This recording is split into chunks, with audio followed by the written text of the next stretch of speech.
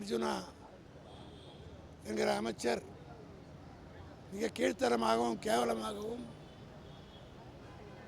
அவருடைய கட்சியிலே இணைந்த அதிமுகவை சேர்ந்த 2 அமைச்சருடைய இணைப்பு விழாவிலே பேசியிருக்கிறார். அவர் பொறுப்பற்ற முறையிலே பேசியது மட்டுமல்ல, தமிழ்நாட்டு மக்களுக்கு ஆத்திரம் ஏற்படக்கூடிய வகையில் நேற்றைய தினம் அவர் பேசியிருக்கிறார். கரூரிலே நடைபெற்ற சம்பவத்தை பற்றி அவர் பொய்யும் புரட்டுமாக பேசி தேர்தல் வர இருக்கிற காரணம் கரூருடைய சட்டமன்ற உறுப்பினராக அதிமுக சார்பில் வெற்றி பெற்றவர் அந்த கட்சியில் சேர்ந்து விட்ட காரணத்தினால் அந்த தொகுதியிலே மக்களுடைய கவனத்தை திசை திருப்புகிற நோக்கத்தில் நேற்றைக்கு பேசியிருக்கிறார். கரூரிலே நடைபெற்ற அந்த சம்பவம் தமிழ்நாட்டிலே திராவிட முன்னேற்ற கழகம் ஆட்சியில் இருந்த காலத்தில் எங்கள் தலைவர் தளபதி எடுத்த முடிவு, அவர் எடுத்த நடவடிக்கையை மனசாட்சி உள்ளவர்கள், அரசியல் தெரிந்தவர்கள், அரசியல் புரிந்தவர்கள், நாகரிகம் கருதுகிறவர்கள் அத்தனை பேருமே அவருடைய நடவடிக்கையை பாராட்டினார்கள். இவர் விஜயை போல 41 பேர் செத்தபோது முகமூடியோடு முகத்தை மூடிக்கொண்டு விமானத்தில் வந்து ஓடி போய் ஒளிந்து கொண்டவர் விஜய் என்பது பழைய ஃப்ளாஷ்பேக் நீங்கள்லாம் போட்டு காட்டுறோம். விமான நிலையத்தில் அவர் எப்படி ஓடினார். ஆனால் எங்கள் தலைவர் இரவோடு இரவாறு அங்கே போய் சென்று அவர்களுக்கெல்லாம் ஆறுதல் கூறியது மட்டுமல்ல, எந்த அளவுக்கு உயிர்களை காப்பாற்ற வேண்டுமோ அதுக்கெல்லாம் நடவடிக்கை எடுத்த ஒரே தலைவர் எங்கள் தலைவர் தளபதி என்பதை அந்த பகுதி மக்களும் மறக்க மாட்டார்கள், தமிழ்நாடு மறந்திருக்காது. ஆனால் இதில் இந்த வழக்கை விசாரிப்பதற்கு அன்றைக்கு நேர்மையாக எங்கள் தலைவர் எஸ்ஐடியை நியமித்து விசாரணையை நடத்துவதற்கு ஏற்பாடெல்லாம் செய்து விசாரணை நடைபெற்று கொண்டிருந்த நேரத்திலே தான் இவர்களே தமிழ்நாடு காவல்துறை மீது நம்பிக்கை இல்லை என்று சொல்லி நாங்கள் நியமித்த அதே அதிகாரி தான், எந்த அதிகாரி விட்டு நாங்கள் எஸ்ஐடியை விசாரணைக்க போட்டோமோ உத்தரவு போட்டோமோ அதே அதிகாரியை தான் விஜய் இன்றைக்கு இன்டெலிஜென்ஸ் அதிகாரியாக போட்டிருக்கார்.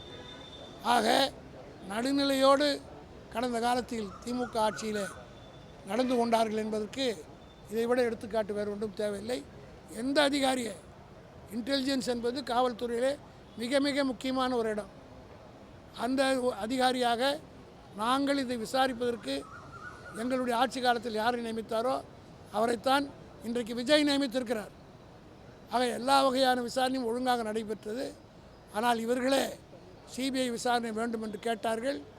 சிபிஐ விசாரணையும் இன்றைக்கு நடைபெற்று கொண்டிருக்கிறது.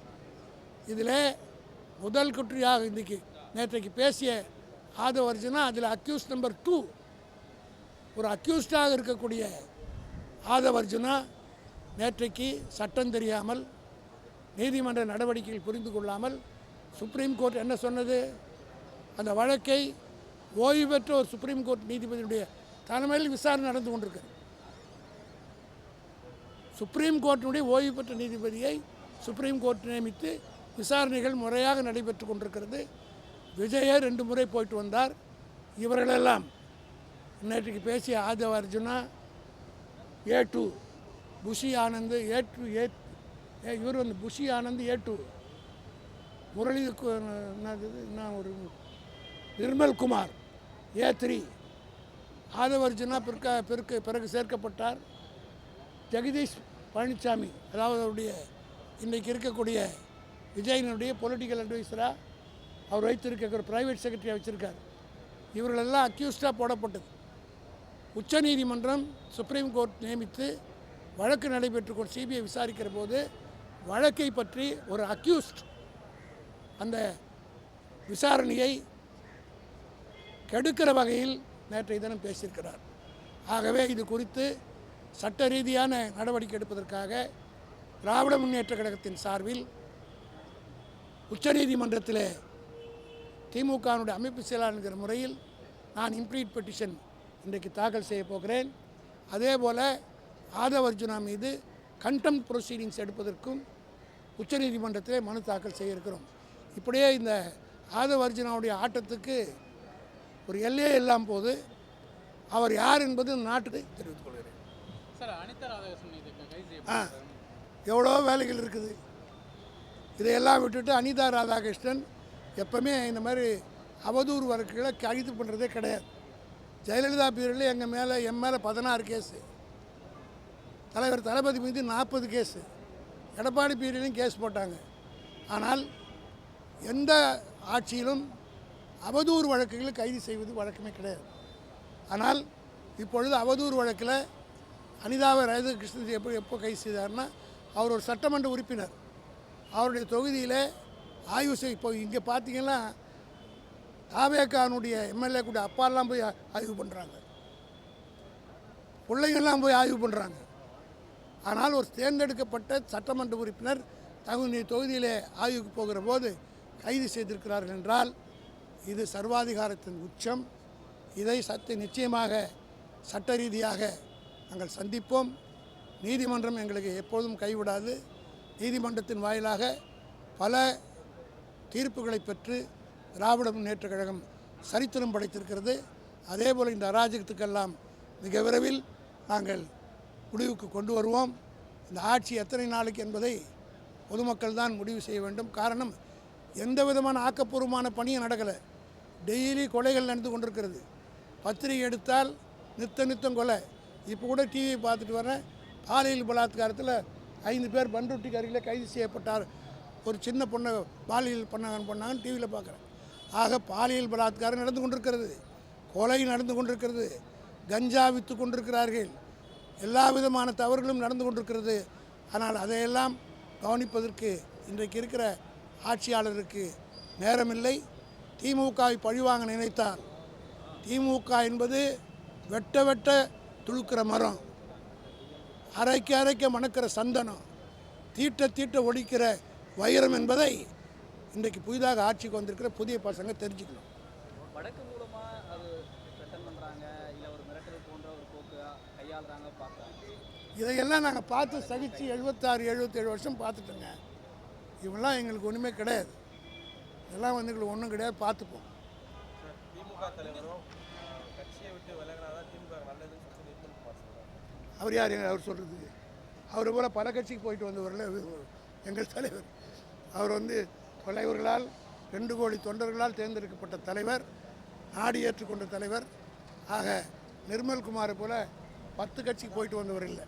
இன்னும் 8 கட்சி. இந்த ஒன்று மாத்திரம் சொல்கிறேன், தெருவில் இருக்கிறதெல்லாம் கொண்டாந்து குப்பை மாதிரி வாழ்ந்து கொண்டாந்து மொத்தமாக வச்சுக்கிட்டு லாரியில் ஏற்றிட்டு போவாங்கள்ல, அதுபோல் இன்றைக்கு விஜய் ஒவ்வொரு கட்சியில் இருக்கிற குப்பைகளாக கொண்டுட்டு வந்து ஆட்சியில் வச்சுருக்கார். மிக விரைவில் இவங்களால் தான் இவருக்கு ஆபத்து வரப்போகுது. நிர்மல்குமார் பல கட்சி போயிட்டு வந்தவர். இந்த கட்சியில் மாத்திரம் எவ்வளோ நாளுக்கு இருப்பார்ன்றது பொறுத்து வந்து பார்ப்போம். ஆகவே இவரை போன்றவர்கள், அதே போல் ஆஜூர் அரசுனா எத்தனை கட்சிக்கு போயிட்டு வந்தவர். அதனால் அற்ற குலத்து அறிஞர்கள் பேர் ஓடுறவங்க. இன்றைக்கி ஆட்சிக்கு கூட விஜய் கூட இருக்காங்க, நாளைக்கே இதான் ஆகிப்போச்சுன்னா ஓடி வந்துடுவாங்க. சொல்ல முடியாது, எங்ககிட்டே அப்ளிகேஷன் போட்டான்னு போடுவாங்க.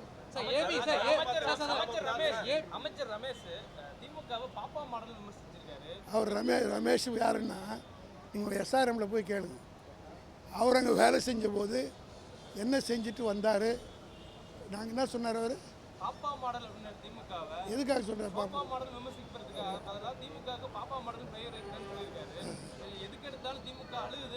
எங்கே அழுது?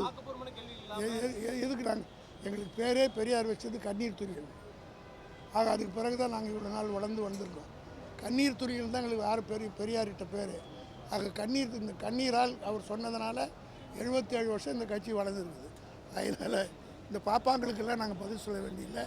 அது வேறு, நான் பாப்பான்னு நான் சொல்கிறேன், நீங்கள் வேறு மாதிரி போட்டுற போகிறீங்க. தயவுசெய்து நான் திருப்பி சொல்கிறேன், என் டோன் சரியில்லைன்னா அது வேறு மாதிரி போட்டுறாதீங்க. பாப்பாவுக்கு தான் பதில் சொல்கிறேன், அவ்வளோதான். ரைட்.